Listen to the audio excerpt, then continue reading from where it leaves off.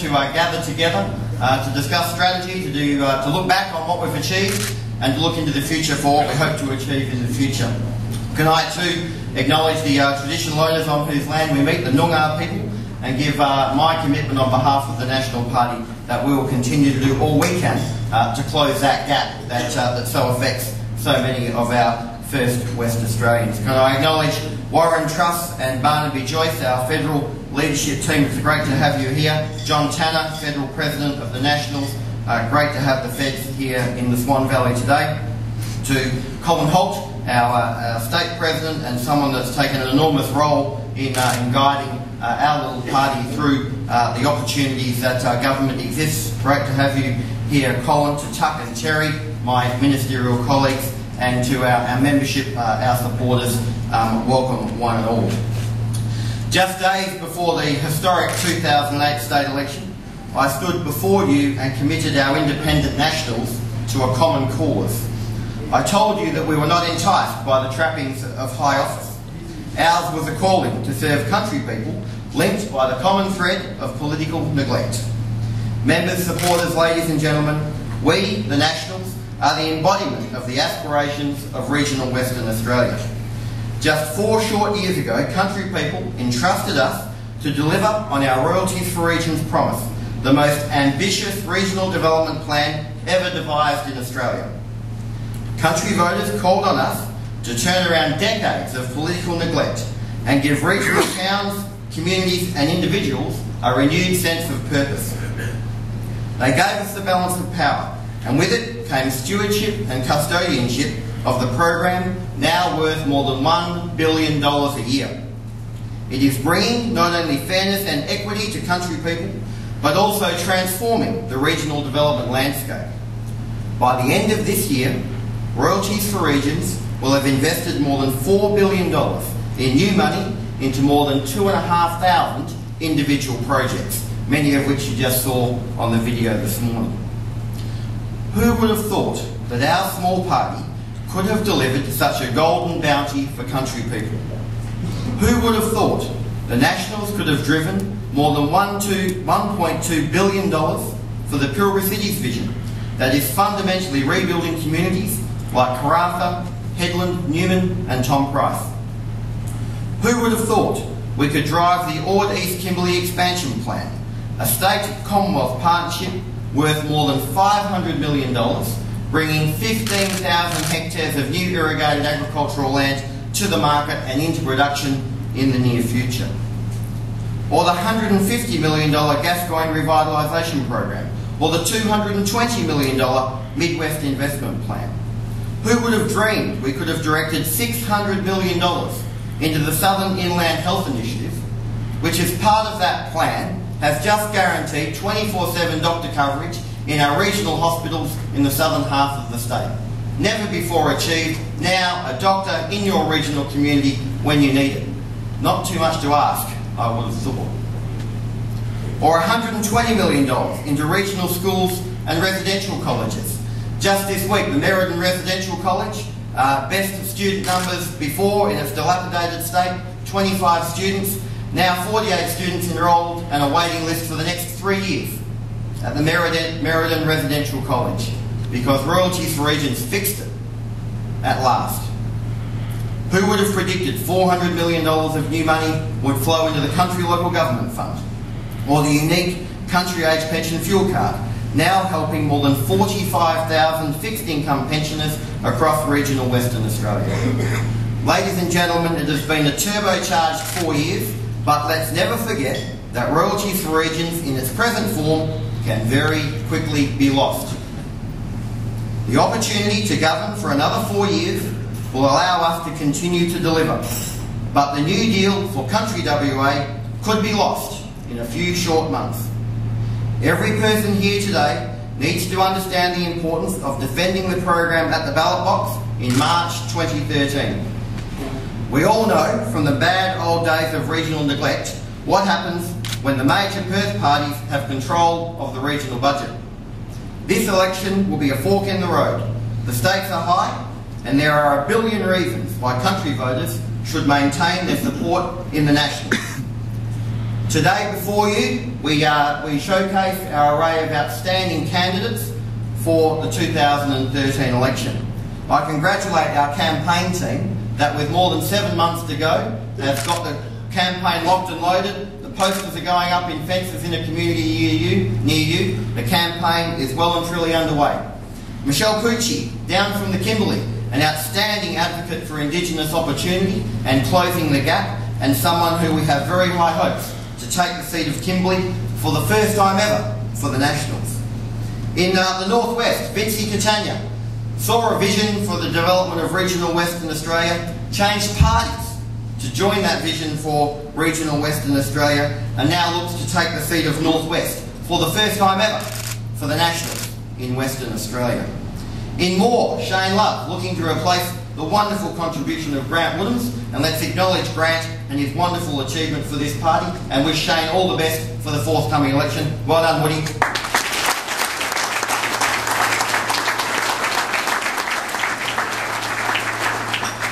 Our candidate for Geraldton, Shane Van Stein, an ambitious, young, small business owner, knows what he wants for the Geraldton and the Midwest, and from the few times that I've spent with him, is very, very determined to get it. Good luck, Shane. In Central Wheatbelt, Mia Davies worked her way through the party structure, started off in Max Trenorden's office as Max's secretary, brings her love of the land in regional Western Australia to the Parliament, and will be standing for the seat of Central Wheatbelt at the next election.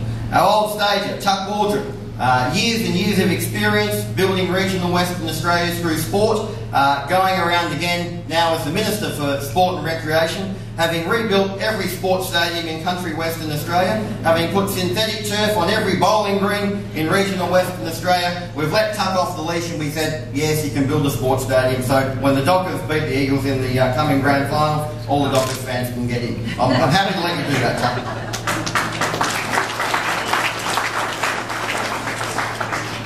In Warren Blackwood, Terry Redmond just added the ministerial portfolio of housing to his portfolios of food and agriculture. An outstanding leader, in my opinion, the next leader of the Nationals of Western Australia, and doing an outstanding job steering the good ship government in Western Australia. In Albany, Rob Sutton, new to the Nationals, but a passionate advocate for his local community, invited me down to a small afternoon tea in Albany a few weeks back. 87 people turned up and we couldn't fit them in the room. Rob, keep doing stuff like that and you'll be a Member of Parliament in 2013.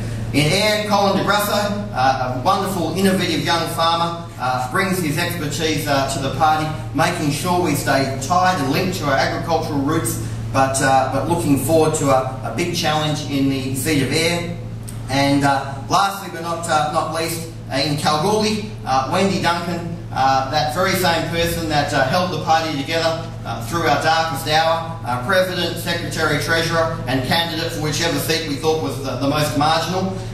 Wendy, we wish you all the best in Kalgoorlie, going home to your roots, having been born and bred in the area. I welcome your mum and dad here today, continuing to support our great party, and again, the notion that the Nationals in the State Parliament could win the seat of Kalgoorlie would never have been dreamed about prior to 2008. Now, federal member for O'Connor, Tony Crook, has his well-badged office in the main street. We're looking to put another Nationals office right next door with Wendy Duncan emblazoned on the door. Best of luck, Wendy, for that very challenging run at the seat of Kalgoorlie. The Nationals have a clear plan to continue this spectacular regional transformation that's now underway. But you can't rest on your laurels. You need to keep coming forward with new ideas, new plans, new ways to grow regional Western Australia in this unique window of opportunity. Today I announce the Nationals Regional Cities Plan. The development, branding and creation of viable economic networks around our large and regional cities and towns will be a major focus if the Nationals are re-elected in 2013. We will use the Royalties for Regions funds to plan, develop and promote the hubs of Albany, Bunbury, Broome, Busselton, Geraldton, Kalgoorlie, Karratha, Port Hedland and Kununurra. We'll link these regional cities in the southern half of the state to their neighbouring super towns and develop plans to economically connect key communities in the Pilbara, Kimberley, Gascoyne and Midwest. In coming weeks, we will bring the decision makers from these regional cities and larger centres together with our super towns leaders to prepare the building blocks and a roadmap for this exciting program. Each supertown is now finalising a growth plan that will serve as a prospectus to profile these communities as desirable places to live and invest as the regional population expands from 600,000 to 1.2 million over the next 3 decades. The population of regional WA is set to double, and we are going to build attractable, livable cities and attractable, livable supertowns and attractive, livable communities so that people that call regional Western Australia home do it for life, not just for a short period of time. Bunbury, for example, will be funded to generate greater economic and social links with Busselton and the neighbouring supertowns of Collie, Margaret River and Mandurah. Kalgoorlie will be asked to forge greater links with the rapidly growing supertowns of Esperance and Geraldton, will be invited to build stronger alliances with the supertowns of Moira and Jurien Bay as they plan for population growth.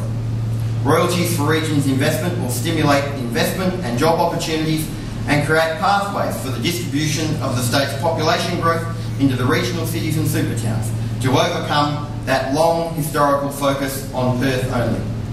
At the same time, we'll continue to stimulate the Pilbara Cities vision, which is transforming Karratha, Port Hedland, Newman and other key communities in this important economic region. It is only with this work, with the focus by community leaders and government agencies, that regional Western Australia can grow to its full potential and take advantage of the unique economic circumstances that exist in Western Australia today. Our Regional Cities Plan will put our regional cities on a path for growth, on a path for development and a path to take their place as modern regional cities of the future. We look forward to rolling that program out after we're successful in 2013. The next policy announcement I wish to share with you today is the Goldfields Strategic Development Plan.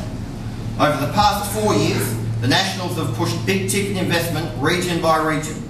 The Kimberley Revitalisation, the Pilbara Cities Plan, the Gascoyne Revitalisation and the Midwest Investment Plan. We have put local communities in charge of the spend. The local communities have devised their priorities, they've workshopped them across the region and they've put to government, this is our plan for growth, we want the government to partner with us. We will now deliver the Goldfields Strategic Development Plan, a $150 million fund over 4 years to underpin not only the future development of Kalgoorlie, but to also begin the much needed revitalisation of the many smaller goldfields towns, especially to the north of Kalgoorlie and in the lands. This plan will add to the major Royalties for Regions investment into the long-awaited Portlink project that has been talked about for decades but always shelved as too hard. It wasn't too hard for the West Australian Nationals, it wasn't too hard for Tony Crook and Darren Chesker. It's great to have you here today because we'd love to have your name on the plaque unveiling that Portlink project with a Commonwealth partnership when you take your role as Minister for Roads in the next federal coalition government. Portlink is a major infrastructure project that includes an intermodal transport terminal at Kalgoorlie, a Kewdale-style freight yard and a sealed road link between Wiluna and Meekatharra. When completed, the project will allow Pilbara-bound goods to be diverted north of Kalgoorlie along an inland freight corridor instead of having to be railed or trucked to Perth and then up the Great Northern Highway. Charlie Zanino, the Mayor of Swan, talked about the enormous pressure on the Great Northern Highway through this part of the world. If all of the goods coming from the eastern states were diverted north at Kalgoorlie through the Portlink project, much pressure comes off the Great Northern Highway here in the Swan Valley. It's a very important initiative, it's a strategic initiative, and it could only have been dreamed of with Royalties for Regions on the table. It will take thousands of road trains and freight off the crowded Great Eastern and Great Northern highways and reduce by 16 hours the trip between the eastern states and the north west, and that is why the Commonwealth Government, I believe, should be very interested in this important strategic project for the Goldfields. Details of the Goldfields Strategic Development Plan and the Portlink project will be finalised in coming months. They'll be driven by their local community and these will be transformational for the region. It will include significant investment in Indigenous and major community infrastructure, and I hope will build on Kalgoorlie and the Goldfields' fantastic reputation of actually showing the benefits of the last Goldfields gold boom in the turn of the century. You can't help if you walk down Burke Street or Hannon Street in Coolgardie and Kalgoorlie but tell something big happened there at the turn of the century. You can't say that if you walk through other parts of regional Western Australia. We hope off the back of Royalties for Regions that more communities in 100 years' time in regional Western Australia will look and feel and have the culture and spirit of communities like the Goldfields. The third initiative I announced today centres around our fuel card. My favourite policy initiative of this government, finally finding a way to support regional pensioners and recognising that although their taxes help pay for trains to Mandurah and the bus system that runs through the metropolitan area, if you live in the Kimberley or Pilbara, there's not too much benefit for you from subsidised public transport in the metropolitan area. The fuel card rights that wrong. It's a program that perhaps defines the Nationals better than no other. 45,000 regional pensioners now receive their $500 fuel card each year. The Nationals will ensure the value of the fuel card is not eroded, and if we maintain custodianship of the Royalties for Regions project, the first Cabinet submission I will take to the Cabinet after the 2013 election will be one to link the fuel card to the Consumer Price Index retrospectively. This means fuel cards delivered in 2013 will be worth in the vicinity of $550, and the cards thereafter will grow in value with CPI. The fuel card is now an important part of life for fixed income pensioners and disability pensioners living in regional Western Australia who do not have access to regular public transport, and for some it's been life-changing. It was the Nationals, on behalf of the membership here today, that conceived, planned and delivered this wonderful initiative to regional West Australians.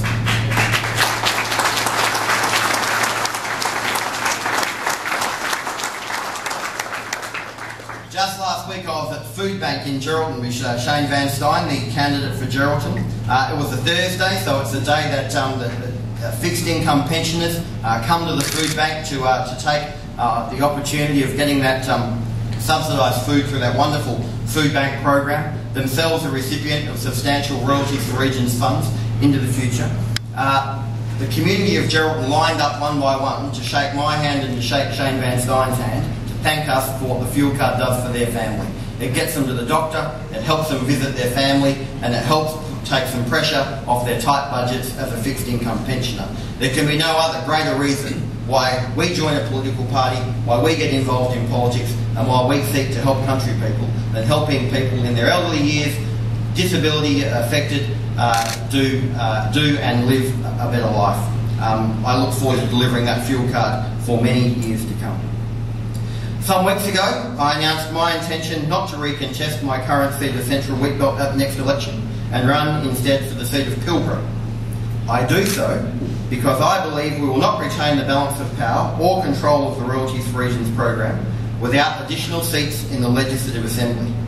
Wendy Duncan, no stranger herself to giving up a safe seat to advance the cause of the Nationals, will attempt to win the bellwether seat of Kalgoorlie as a key part of this strategy. I will be the underdog, as will Wendy, but I believe as party leader it is my responsibility to try to take us into new territory, to extend the footprint of the Nationals membership across the northwest. The status quo is simply not good enough. I am leading the party's northern assault, which includes Vince Catania in northwest, Michelle Pucci in the Kimberley and Wendy in Kalgoorlie, because I am committed to the defence of the Royalties for Regions program and a better deal for Pilbara communities who have suffered years of political neglect. If I can win this Labor-held seat, the party will, I believe, hold the bargaining chip we need after the election and enable us to form an alliance government with the Colin Barnett-led Liberal Party. It will also guarantee us greater influence at the Cabinet table where the decisions are made. We have assembled a fine team of dedicated candidates for this election and have been campaigning through regional television and on the road.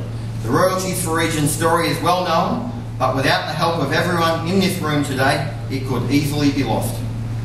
As a small political party, we have flirted with oblivion many times, but our tenacity has always got us home. We are a party of ideas, a party of vision, and a party who has delivered a program that is the envy of every other state in the Commonwealth. On the eve of our centenary year, once again, our destiny is in our own hands. Whether you are a current MP or an aspiring one, There will be many times when you ask yourself, why am I doing this? To succeed in this job, you must have drive and determination, and ours in the Nationals family is to build better regional families and communities. Take inspiration from previous generations of parliamentarians who have shaped this great state. Take inspiration from our Indigenous elders who have had custodianship of these lands for thousands of years. Take inspiration from our farming and mining pioneers who have built the economy and community we now all benefit from. And take inspiration from country families, your family, and people like, this is not good, people like my Ma Grylls. Practice this. Take inspiration from country families, your family, and people like my Ma Grylls, looking down on us today after devoting her life to her family and her community of origin. These are the people that should inspire us to succeed and will guide us as we strive to make regional Western Australia a better place to live, visit and invest. You can all draw on that inspiration from your family, from your community, from your leaders.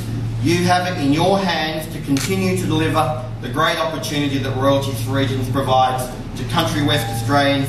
It's in your hands. Good luck, candidates. Enjoy conference and enjoy your campaign. Good luck today.